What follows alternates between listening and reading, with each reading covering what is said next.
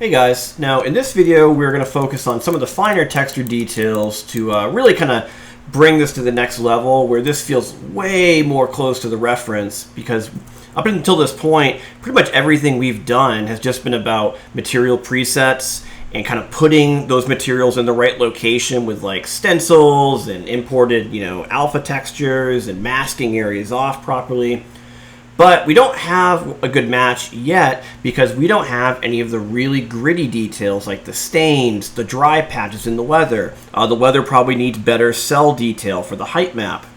Even the gold should be broken up so it's not so clean. So how do we get all these really dirty, grungy textures inside of the project? So this is going to involve us looking into a bunch of different things called grunge maps. Like procedurals, the grunge area. Both of these guys are going to be really great when we start using them with something called a fill layer.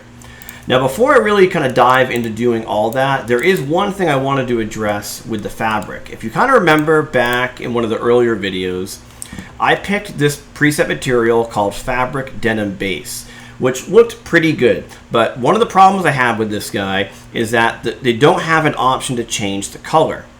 And I kind of mentioned that this was going to be an issue, but it's something we could fix later. So this is how we fix the color for something like this.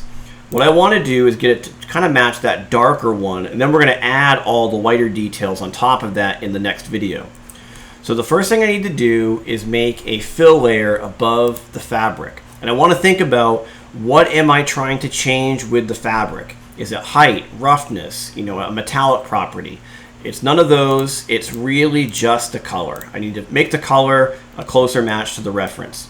So I'm going to scale this in a little bit so I can kind of put the reference side by side, something like that. And then from here, we're going to try to get something relatively close. So we're going to put this gray color to a multiply blend mode. And you'll remember that before multiplication we used to like darken something. Okay, so it's darkening the fabric, which is good, but I want to get more of this kind of green color in there. This is a little too blue.